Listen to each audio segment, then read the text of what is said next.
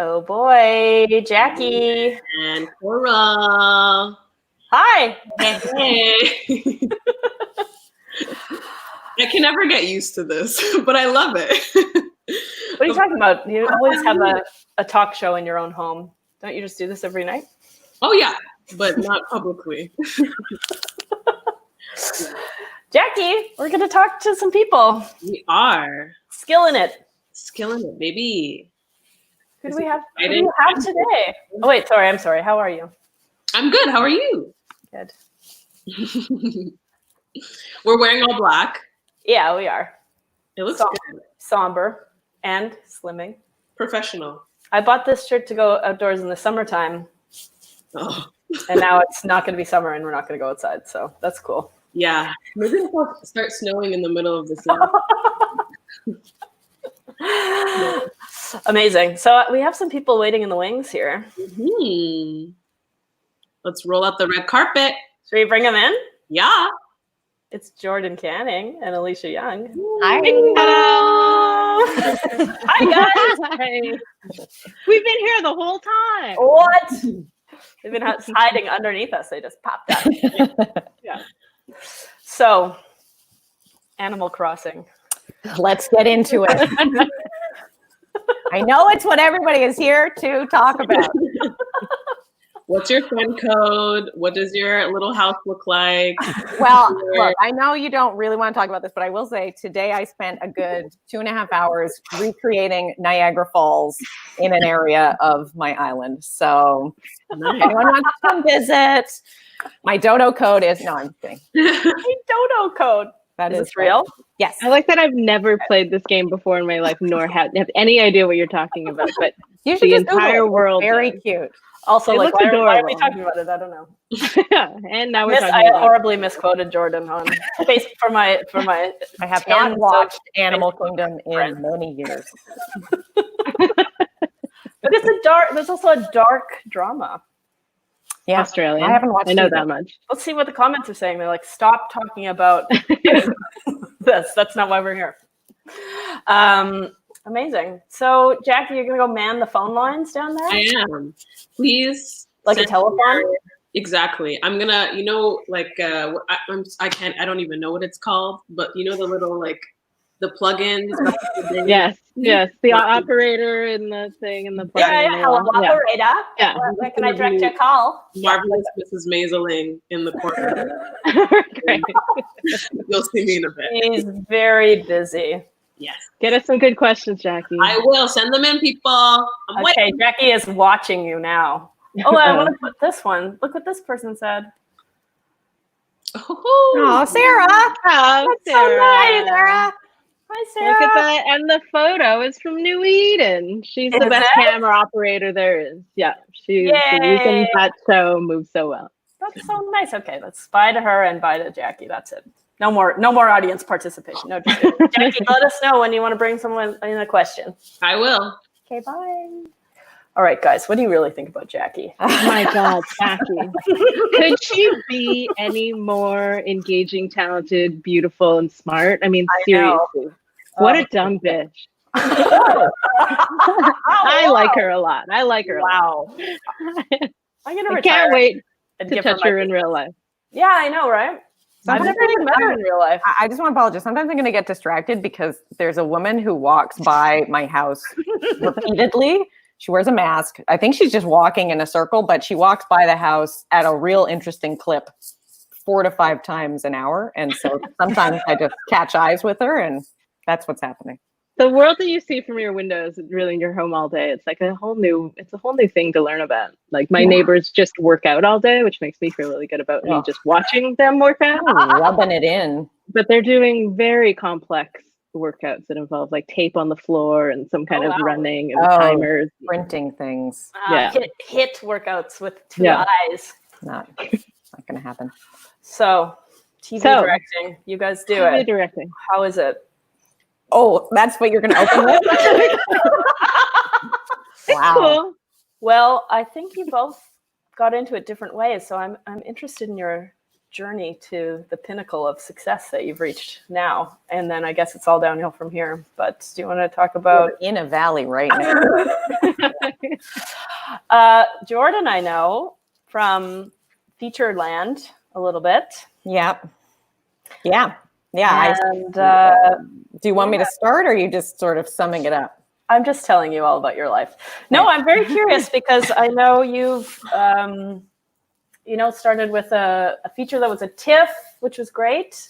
And we're doing sort of features and moving into TV and kind of juggling both of those worlds. Yeah. So how did that world lead you into TV directing?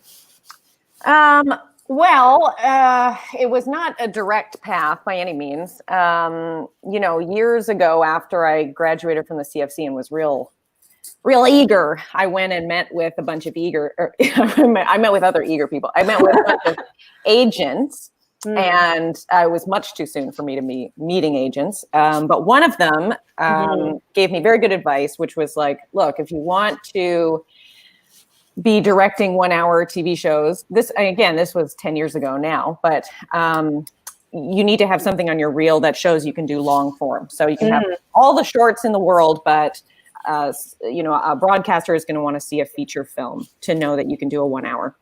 And so I took that very much to heart.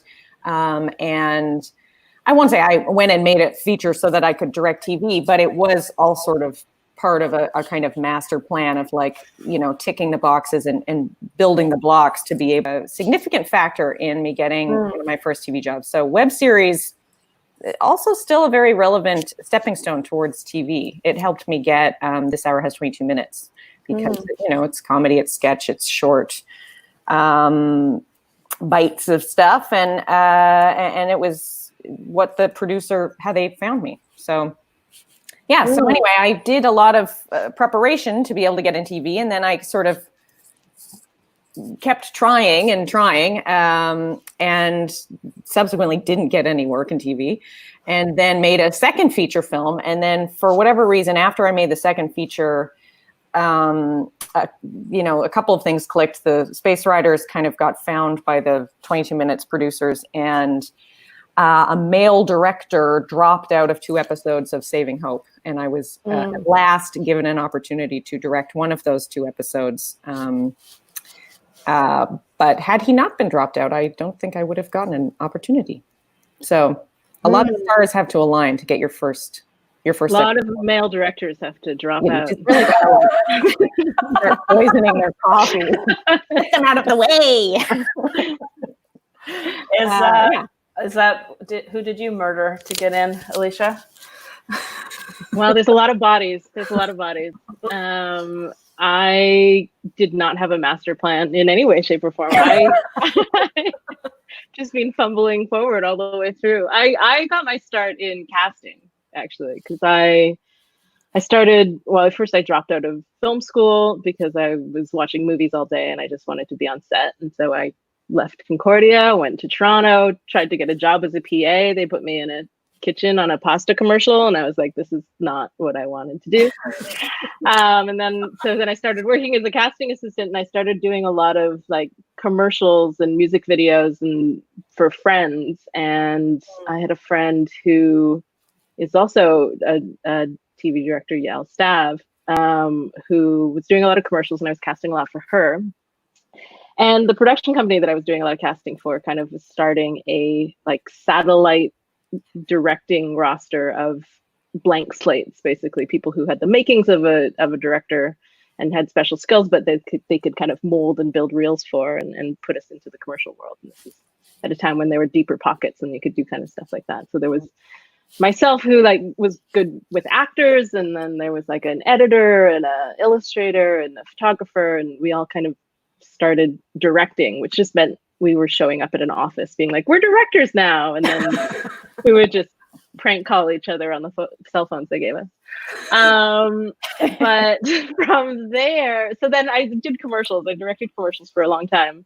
And then from there, I kind of made the move into TV with Baroness. That was my first show. Oh, really? And it was wow. yeah. So it was I I don't think that I would be where I am without Baroness. Like, it's really hard to make the move from like 30-second commercials to 1 hour TV shows. So I went from commercials to sketch to half hour. And I make the joke that like with each project I do, it'll be longer and longer. And my opus will be a 24-hour long, like cinematic journey.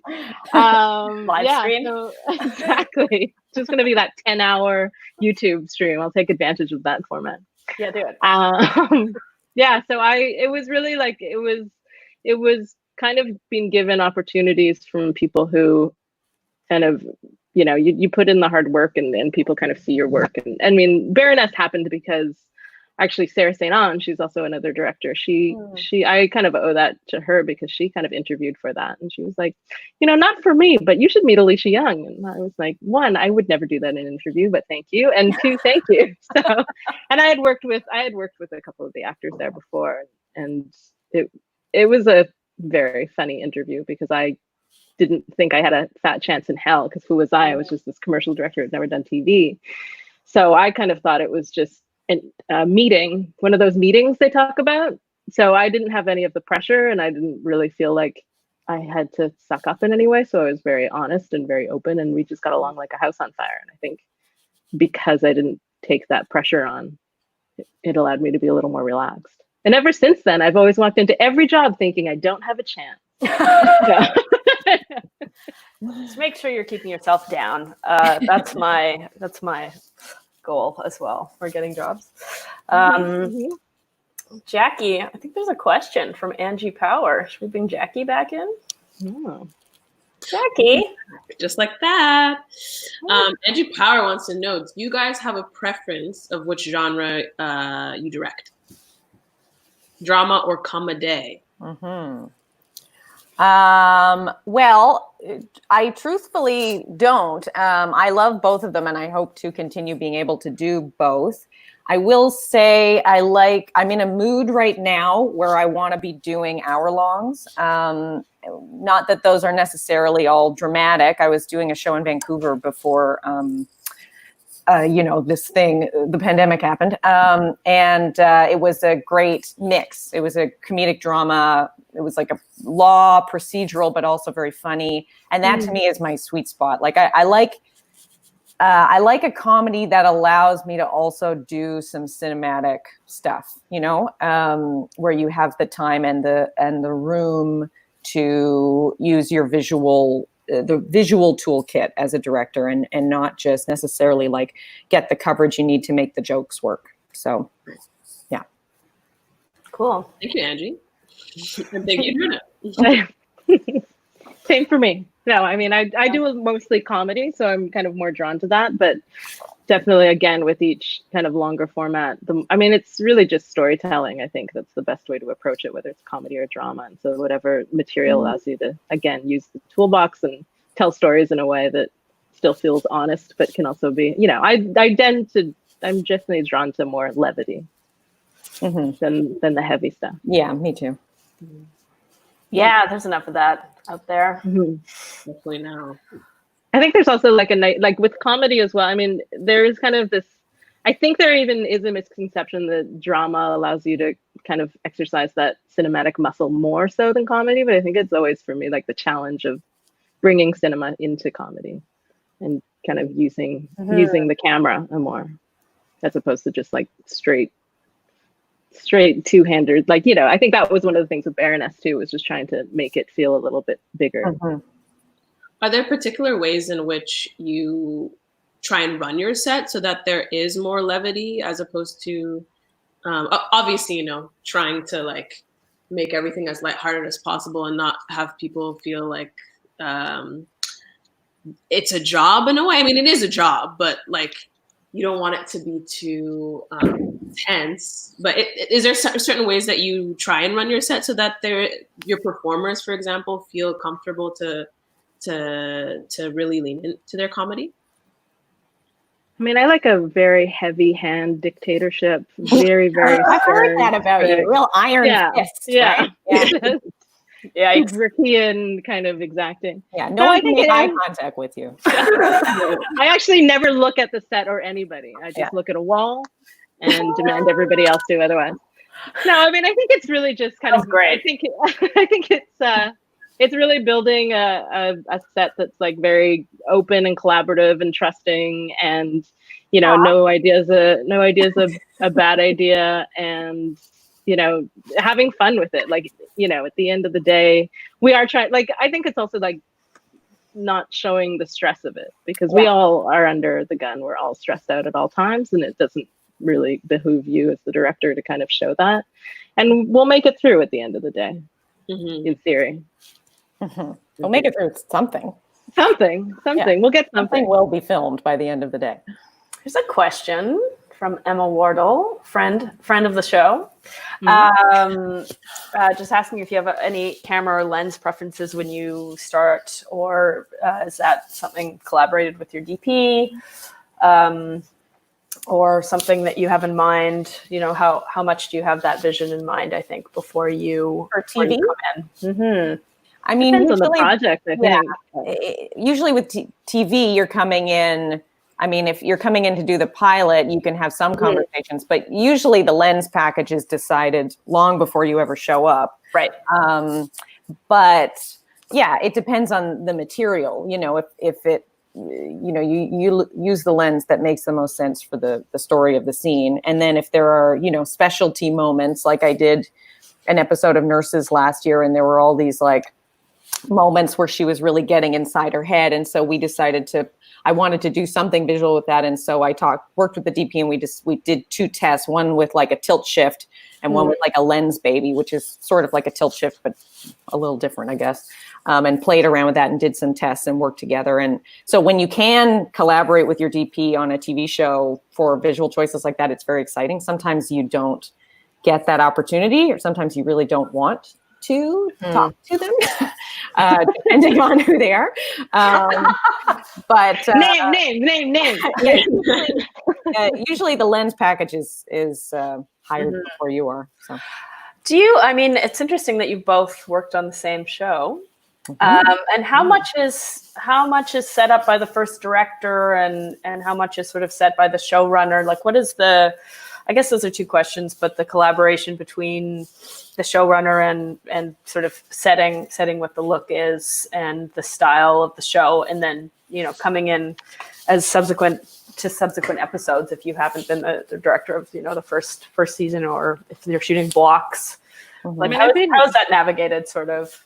I've been pretty lucky in that I've been doing a lot of first seasons, and it's very collaborative. It's very much like, if you're like with the first season of Baroness, doing all those. I think it's also rare to have the opportunity to do all the episodes of a season, or New Eden, which I did all of. And when you're kind of coming on to do it that way, it's very much like you're helping set the look and tone, and you're collaborating with the DP, and you're talking to the showrunners, and you're kind of making sure that you're all on the same page with the vision, and kind of bringing your vision for how you see everything. With a show like Working Moms, when we did the first season, it was, that was my kind of first half hour scripted, and it was great because it was, again, very collaborative. And there were 3 directors, me, Catherine Reitman, and Paul Fox, and the 3 of us kind of worked together to kind of shape it. And then after that, I did Kim's Convenience, and it was kind of interesting because I came on for the 3rd season, 4th, I can't remember. But in that case, I was coming on as kind of a director for hire, and everything was set. The look was set. The kind of the way that you would shoot it was set. The kind of it was a great experience because all the actors are phenomenal, and I think it's easier to come on the 2nd season because you've got. I mean, you could literally just show up, block it, and walk away because everybody just knows the language really well. But of course, you're also hired to do something else and bring something to it. And then you kind of, if you're coming on to do later episodes, you're kind of learning about what the language is that's been set, and what you have to work with. And I think even on Kim's, like, I remember working on something and kind of thinking that I wanted a crane to come in and do something, and the DP was like, we're not that kind of show. Which I was like, okay, I hear that. Mhm. Also, Like- rare to hear a DP say that they don't want to use Ukraine, but that's Like, fine. can I interest you in the flat, Aleysa? Yeah. Yeah. But then the big challenge, the fun challenge for like you kind of put your like you give yourself little challenges, and for Kim's it was like I just want to shoot that convenience store in an angle that hasn't been shot Mhm. before, you know, because everything happens in that four-walled set, a lot of it. So yeah. Oh, absolutely. I mean, it must be interesting to be creative in that space because you're still directors. You still are Mhm. looking to, move the story forward and put your vision in there too. I have a question. Oh yes, Jackie. I'm like the person in the class, like, hey. In terms of New Eden, is it also Schitt's Creek that you were, Jordan, you were a series director, or was it Baroness? Both. Both. Flex, okay. So at what point were you guys attached? Was it pretty early on? Did the creators specifically want you, or did you kind of come as one of the last people midway? What was that like? Well, what do you mean? Sorry, do you mean like when were you hired to be the series director? Because that is pretty rare, right? You mean of the whole show, or just no, just for the season's director, the season. Okay, so on Baroness, there's two. Well, the first season that Aleysa did was just one, but every season after I did that that, one. yeah, she did that. Every season after that is two. There's two directors who split the season in two, right? And that's pretty much the same with Schitt's, although there's some variation because Dan directs some episodes as well. So it's usually divided essentially in two, and you block shoot. With Baroness, it's like block 5 weeks for the first director, they go away, and then the second director comes. But the directors, usually on a show, directors are hired months and months and months before production because productions need to lock people in so that they don't get booked on other shows. So like for Schitt's Creek, for season 5, last 2 years ago of Schitt's Creek, I think I got hired in the fall of the year before, and we started shooting in March. So I knew it. I usually, the one thing that's kind of nice and also sometimes intense about TV is like by December, you can very easily see what your entire year is going to be ahead of you, which can be great, but it can also be like, ugh, I'm not going to be able to come up to breathe until November. But also stressful because you're also like committing to something way down the line, and you're like, I don't know what's going to be. What if something else comes up, or like, and now I have to decide which of those things I have to commit 6 months of my life to. Or, yeah. I mean, it's interesting when you do a season with like different shows that I've done. I kind of have a different system in terms of how to work with different directors. Like, on Baroness, it's, one director takes the first half, the other director takes the other. I don't know how it works on Schitt's Creek, well, what you just said, but like on Working Moms, there were, and when we came on to other seasons, there were upwards of 5 directors. And in that case, they kind of, even that first season, we block shot the whole season, which meant that, instead of being available for that short, your 1 or 2 episodes, you have to be available for the whole duration of the shoot. So sometimes you'd show up on set, shoot for an hour, tag in the other director, and then they'd take over. I mean, it's not my preference to shoot that way, but in some ways it's good because as a director, you kind of work in a vacuum. It's only you. And so when you kind of get to see the other director, you can kind of compare notes or high five and be like, somebody's in a shitty mood today, or, just give some tips on the way in or out. Yeah. That's so interesting. Yeah. And then other times it's just you. Mm-hmm. How much do you talk with the other directors of the series? Like, how much sort of cross prep is there? Or you're like, my episode's going to be the best. It depends on the show. Like, if it's a 1 hour, sometimes, the run of the production is months and months. So you never really get, maybe you'll see the director who's coming right after you or the one who was right before you. Mm-hmm. But often you don't get to overlap at all, which is a bummer. It's nice. It's like you said, it's even to just wave in the lunchroom. It is, it's a nice thing of like feeling. It was actually great on Schitt's Creek. The way that it works is, we block shoot all of the studio stuff first, and then there's a little hiatus, and then you go out on the road and do the locations. So usually, like in season 5, it worked a little more regularly. It was sort of like 1 week I would be shooting and Lori would be prepping, and then we'd swap. The next week I'd be prepping and he'd be shooting, but we'd all be in the same building because the studio would be downstairs and we'd be upstairs. So you sort of leapfrog back and forth. So there was a little bit of opportunity to cross over. And I know like Andrew Cividino and I, this last season got to cross over a lot more because there were more days like that where I had to shoot in the morning and he'd shoot in the afternoon. So we at least got to have a little tired hug. And then remember hugs, guys? I miss them so much. Remember hugs? Oh, God.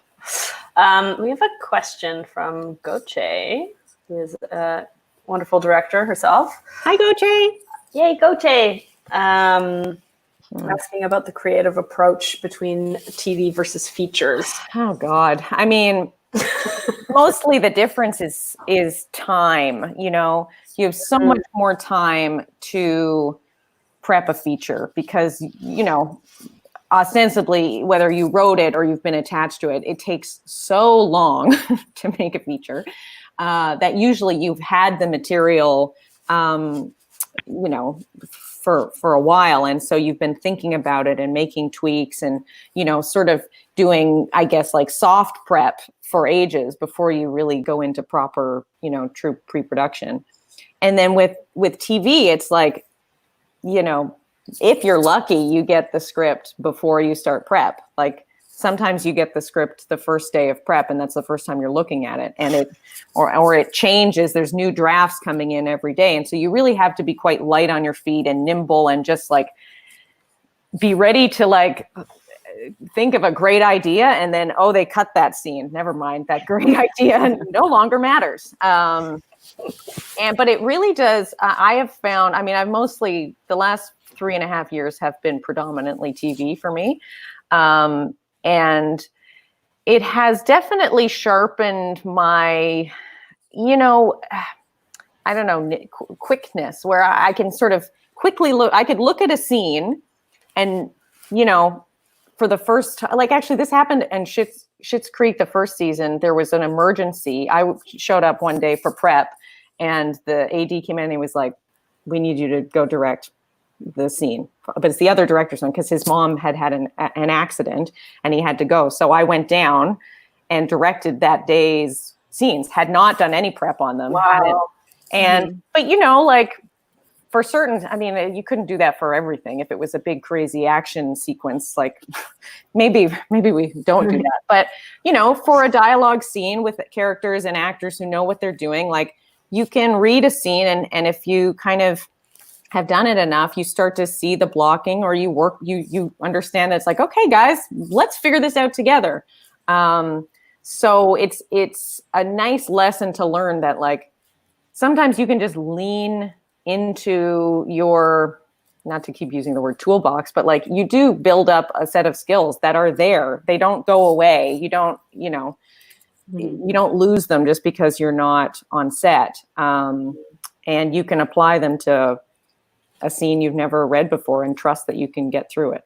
It does happen more and more too, especially like with that whole idea of like block shooting where you get thrown into kind of, you have to pick up somebody's scene or maybe you've already wrapped and somebody has to do your scene. And so in that way you're talking and collaborating with the other director and be like, what is this? I haven't read your episode. What's happening? What do you want? What do you want? You know, what do you want? What do you want from this? Yeah. I'll get it for you. Didn't we do that? We did that on Judy and Georgia. Didn't you have to do one of my scenes? No, you did somebody else's.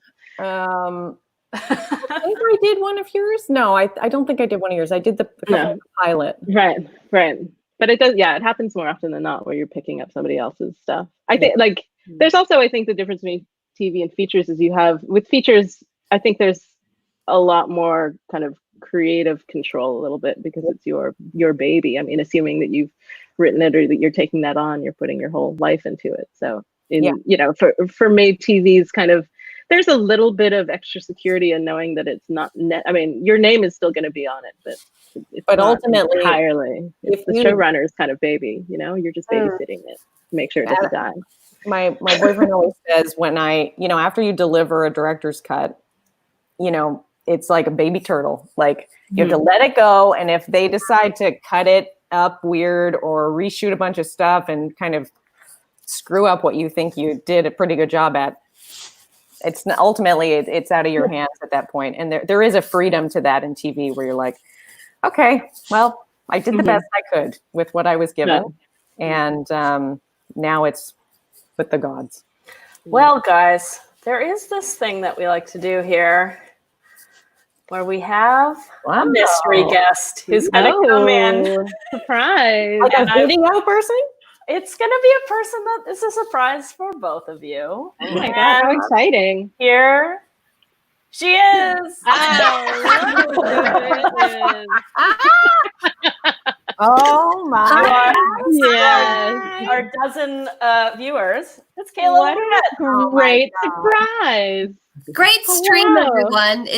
I've been watching. It's been lovely. Cool stream. Yay, Kayla. Hi. Kayla Lorette, everybody. What a joy. What a joy. Canada's sweetheart, Kayla Lorette. Yeah. These two women, your two guests today, I've had just some of my favorite times in the world on set with. They're so great. Oh my God, you're such a little genius. This one. Let's take up this time to just catch up. So okay. Great, Jackie, and I will leave. Well, we like to bring the mystery guest, and Kayla is so nice. Thank you. And ask them one question. What should we ask her, Jackie? What should we ask her? I have a question about New Eden, actually. There's a lot of B-roll of what I find to be some of the more fun, like the most funniest moments in the show. What's it like directing that? Is it obviously Aleysa, but what's it like directing it? And also, like, what is the relationship between you as the director and Kayla as the performer and the other women on set filming that B-roll? I mean, the funny thing is that there's not a lot of B-roll because everything's planned. It just feels like we really wanted it to feel like B-roll because it's the nature of doc, and kind of definitely when we were first kind of thinking of the approach and how we wanted to do it, we were using all of the doc techniques and figuring out that language and wanted it to feel authentic, I think. But there was definitely, like, I think there was a lot of, I mean, obviously Kayla, Ebony, the whole cast, they were like amazing improvisers. So we wanted to give them room to play.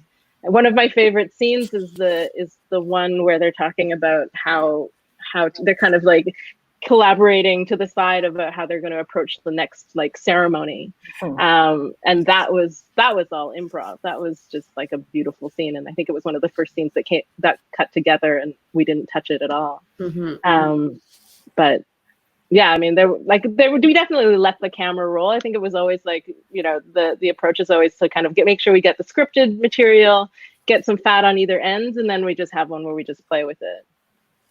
Amazing. And it comes down to time too. Kayla, you were a creator of the show as well. Yeah, Ebony Rosen and I created it and wrote it together and show ran it and wore too many hats. So how many more props do you have in there? Yeah, I just had a lot prepared. And I thought just stick with one. No, but to that initial question, there was always room, and Aleysa created so much room to collaborate and improvise. I mean, both Jordan and Aleysa are so open to that on set. But when it came to the B-roll bits, there was a lot of it was scripted. Ebony and I would kind of sit with each other and like, okay, we need like 5 bits with a character by some dirt, and then we'd write them, and they were just brutal and boring in script. But we knew we wouldn't have the time to play around so much. Right. Okay, we have one question from Hannah Puley, who we all know. Hannah, what would your dream male character be to play? And would you do a full series in drag? And also, can you send me that series Bible? Because I'm going to get it produced. Is that a question for all of us? I mean, yes. Would you pretend to be a male producer and drag so you can make more money? What would your dream male character be to play, do you think, Kayla? Someone who exists? Oh my God. Well, I've played a lot of male characters, and Space Rider's question as to what Orson Welles' gender truly is. And in today's landscape, I'm not touching it. I don't know. I think an original character would be something that I would want to do. I think I always tend to enjoy playing male characters that are like a bit disgusting, but have an inherent sexuality to them. So maybe some kind of Succession-esque epic, and then I could play kind of the father lead would be something. I'd like to see a Succession in which you play all of the characters. My clumps. Kayla's clump. Succession. All right, that's it. She gets kicked out for that. That's what you get, Kayla. Kayla and the clumps. You're all genius. Love You're you. so lovely. You're the best. Love you. Bye. Oh, good mystery guest. That's that a fun or great what? mystery Yeah, guest. I didn't even know that was happening. I didn't know fun. either. That's the What mystery. a joy. mystery. What a So joy. fun, You right? really pulled that off. We had no idea. Right? Sneaky. You guys are Kayla's good. She's sneaky. Okay, so Jackie had a question that came up from Molly that we're going to ask. How do you guys prep? Do you storyboard? And what info is most important to you to have on the shot lists? You want to go first, Aleysa? How do we prep? Well, there's the many stages. There's meeting after meeting after meeting with every department. I read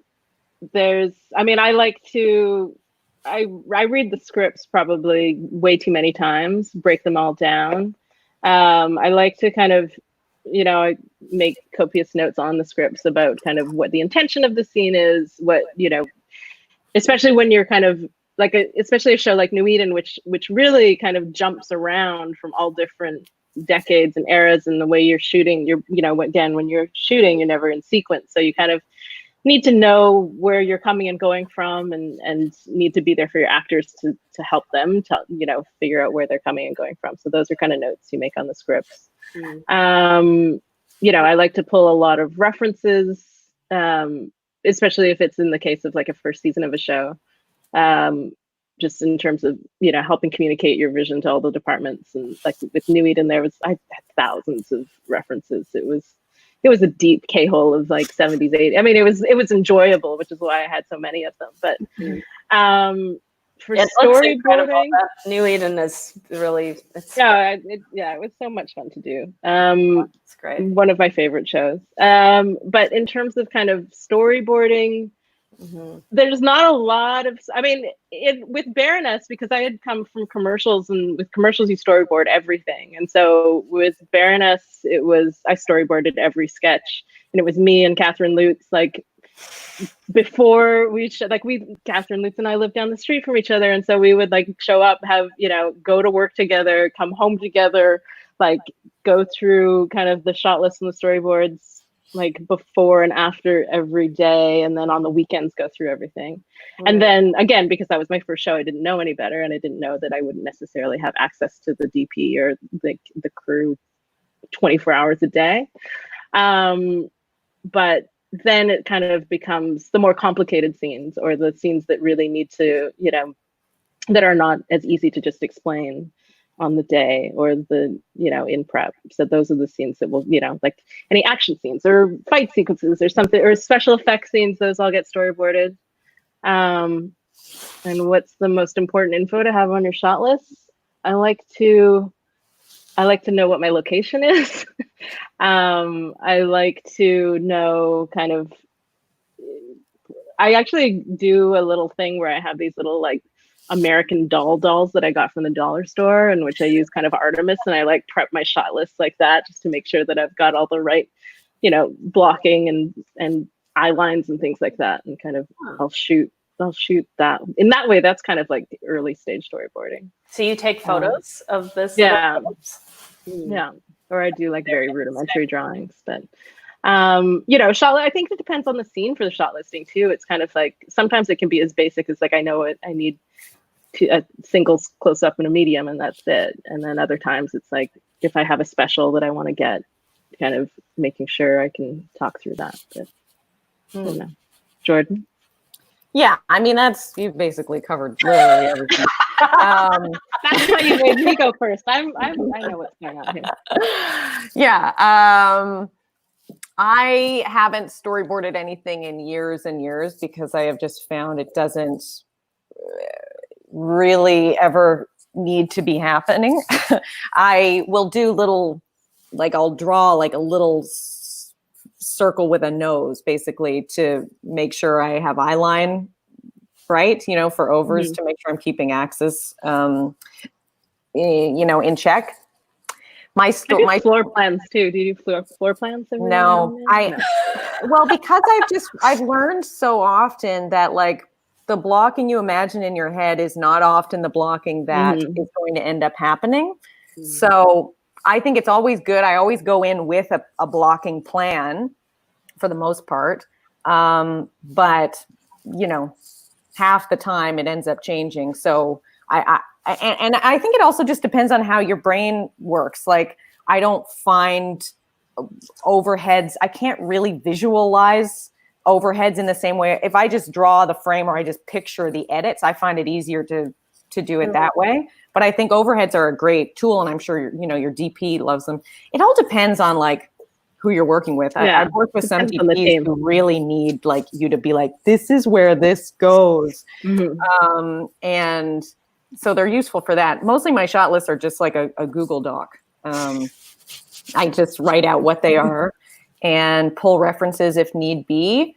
I pulled a lot of references for the show out in Vancouver because it was the pilot, and so it was important to do that. Or if it's like a really like a stylized thing, if I'm trying to kind of emulate, like I had to do this big boxing montage for a show, and so I was pulling a lot of references from like Raging Bull and Creed and shows like that. And I wanted to just have them because it is great to be able to just show an operator and be like, this is kind of what I'm thinking, and they're like, oh, I love it, great, here.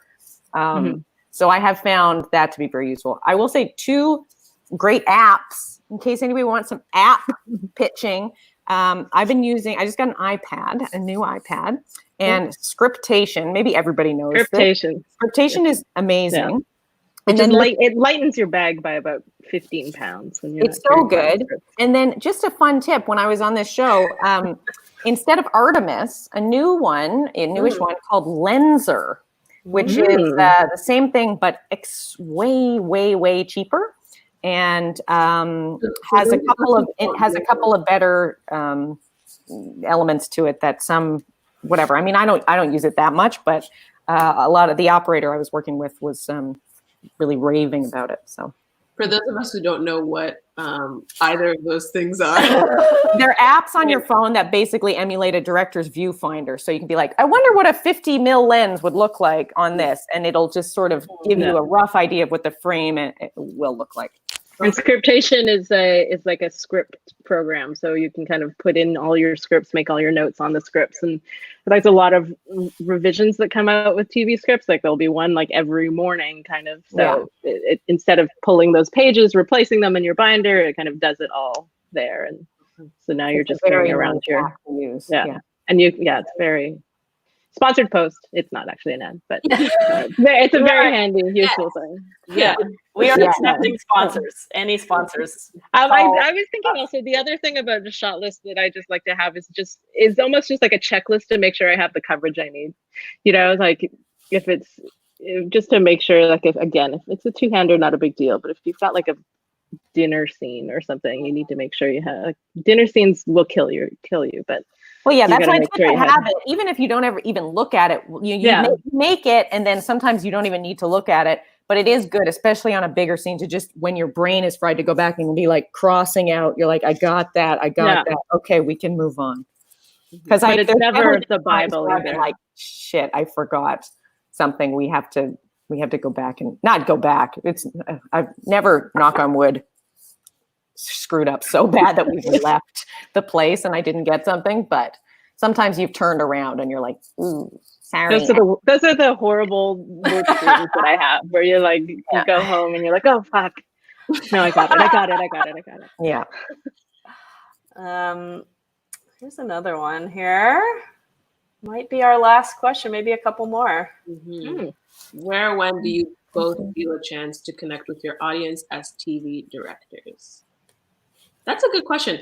I will add to it in saying that with like feature films or short films, you have the festival circuit in order to engage with your audience. Whereas like you direct an episode of Schitt's Creek, it goes out and you're like, I hope people like it. You know, you don't get that engagement. No. Do you find other ways in which you connect with your audience? I mean, social media is kind of the main way. I mean, Schitt's Creek is like bananas with, you know, their social media, and their fan base is something to behold. So, you know, there's a lot of like when I would post a picture and tag it Schitt's Creek, it's like it gets way more likes than any shit I post. But it is kind of, I don't know, Aleysa, you maybe have a different experience because you got to work on New Eden, which, you know, is with a bunch of amazing, you know, people who are actually also your friends, and it's all in Toronto, and it's people of our kind of like age group and, you know, friend group and stuff. But a lot of times, like, you direct a TV show, you do an episode, and then you're kind of like, you don't really connect with your audience. You know, like it's a kind of strange thing. Like, I don't think, with some exceptions, there's obviously some directors of TV who, like, the average person would know their name or recognize them. But I don't know. It's kind of a like get in and get out, and people remember the show and the characters and the actors, but the director of the episode is not often like what you think of when you think of the show. I mean, it is a little different for me because I have hold large rallies in which people want to just meet me. And I'm surprised we can't hear the crowd outside of your house. I'm hearing your name right now. They're being held off. Yeah. No, it's true. They're spamming us with those emails about it. Oh my God. There's not a lot. Yeah. It's like social media. A lot of people like, yeah, if you're just kind of, TV isn't one of those things where you kind of build household names for yourselves. I don't think. Like, I mean, in the case where you're doing something like, yeah, like a Schitt's, or like a lot of those shows that have very, very deep fan bases, like people are hungry to kind of reach out to anybody. And like Working Moms is the same thing. It's, you know, anything that's Working Moms related, people just, they're like, you be my friend, tell me all about them. Or if you're doing, like a Baroness or a New Eden, just because you kind of are so much part of the collaborative process in that first season. You know, it's when we do like Jordan and I have done like panels about Baroness and things like that, and that's a great time to kind of access that you're kind of connect with the audience. You know, like people want that inside scoop. All right, so I have this new thing that we're gonna do to finish off, which is rapid fire questions. Are you going to direct them to each one of us, or do we have to answer first? Is there a buzzer? There's no buzzer. Okay. I'm going to ask you each if you remember your first day on set. Wait, for TV or for in general? Ever. Just period. Ever. Stepping into the like soup of the first set. Aleysa. Yes. What was your first day on set? Give it to us in like a couple sentences. Right. My first day on set, I'll say my first day on set for like a paid gig, because that otherwise it was just me and my friends doing shit. First day on set, it was a commercial for Virgin Mobile. I had no idea what I was doing. I was in over my head. I was working with a DP who's very talented, but also I think was trying to flex on me, and just kind of first thing he said was like, so what lenses do you want to use for this? And I was like, I don't know, like a big one? I don't know. I didn't know what I was doing. The one that goes like this, I think. And it was really like, it was 3 spots in a day. It was full hustle, but it was also like, as the day progressed, I got more and more kind of like comfortable and confident. And it was, you know, it started out very shaky, and it ended like I was on the top of the world. So if you remember that. Jordan, do you remember your first day on set ever? Well, I mean, because it was making my first short film, which was, I mean, does that count? Is that what you're talking about? Of course. Like as a grown-up making money on set. It was a short film. I shot it in my mom's basement. It was black and white Super 16 film.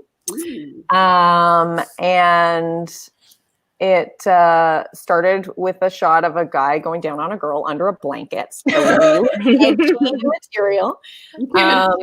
Edgy. I remember vividly, and I've said this before to anyone who will listen to me. I have a very vivid memory of like feeling what I guess some people feel when they figure out like what they want to do with their life and not really knowing how to make the actors do what I wanted to do. Yeah. That I learned over many years of trial and error, but just getting that sense of like, I loved being on set. I loved all of the different pieces you had to keep track of. I loved creating something that was permanent. I loved collaborating and just the whole experience of it. I loved doing. Amazing. What do you think is your favorite piece of film lingo? For example, I really always think it's funny when someone says 10-2. It's like, if you're like, where is this person on the walkie? And then if they're in the bathroom, you're supposed to say they're 10-1. But you guys know this, I'm just saying in case someone doesn't know. But then if you make a joke and say they've gone 10-2, that means they've gone to go poo. I mean, I'll go easy because I use it constantly. We know if I've been shooting a lot, if I say copy all the time, like in regular life. I just say copy. Sometimes I'm taking, remember when we could go to restaurants and someone would take your order and they'd be like, oh, the soup comes with fries or a salad. Is that okay? But, oh yeah, copy. Oh, cool. I love copy. It's very useful. It's useful. Do you have one, Aleysa? Oh God, I don't know. I'm trying to think. I feel like less of a film term, but I feel like I would always go like there's a lot of going up to the DP and saying like, is there a world? Is there a world where we could? Yeah. And is there a world where you do what I want to do this time? Yeah. Is there a world? Yeah. Is there a world? It's always a way to start the sentence. That's so good. And then final question. What was your last day on set? What was your recent last day on set?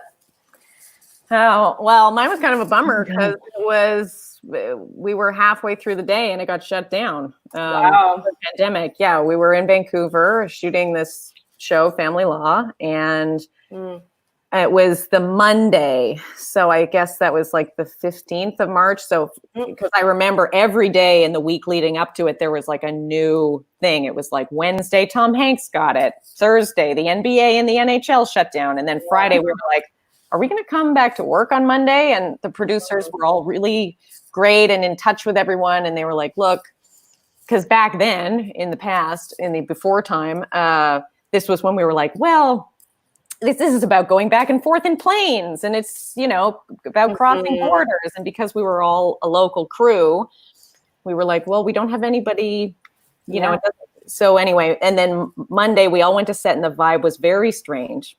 Everybody was just like, some people were really uncomfortable that we were still shooting. And some people, we were all just kind of freaked out, I think. And then we started shooting and then Trudeau made the, no gatherings over 50 announcement.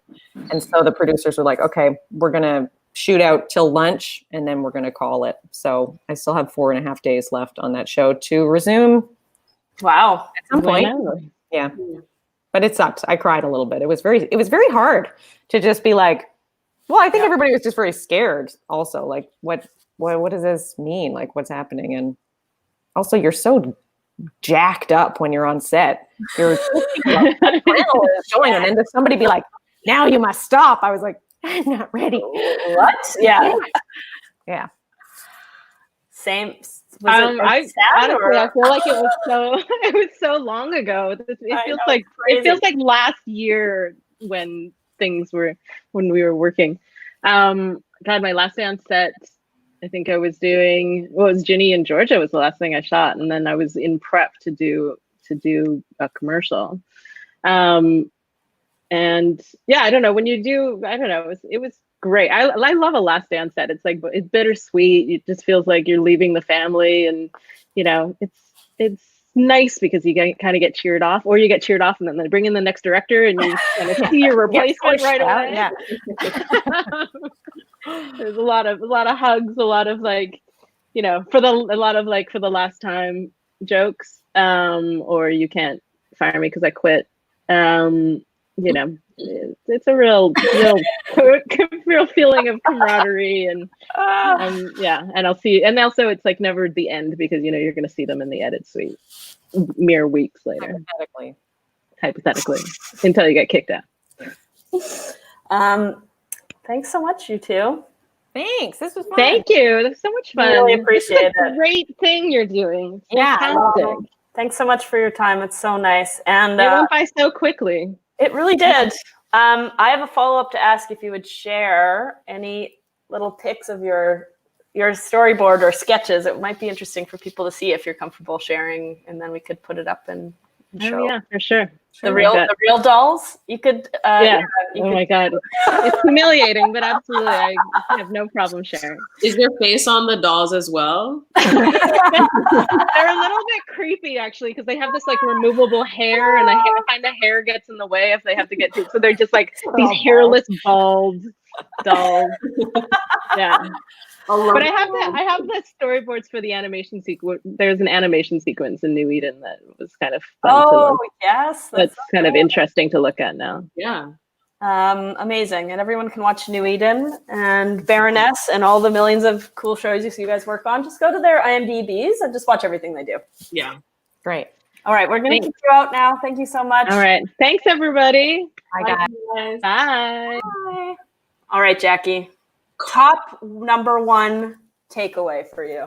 My biggest thing, adaptability. Okay. One thing that I noticed in what they were saying was how much they would lean on to the people around them. Because at the end of the day, when it comes to that job, you can't really expect to do what you prepared for.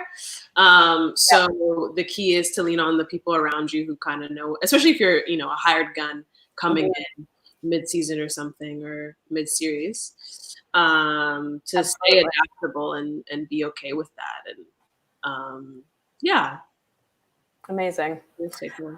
The other thing we're going to do right now is I'm going to share this link of Jackie's Corner, and we're going to put it live right now on YouTube. And do you want to give us any little teaser of who our friend is? Well, for those of you who don't know, Jackie's Corner is a segment or a sister series or whatever you want to call it, of Skillin It, where I sit down and chat with an emerging or an ascending filmmaker, as our first guest, Aleysa K. Harris, calls us ascending filmmakers.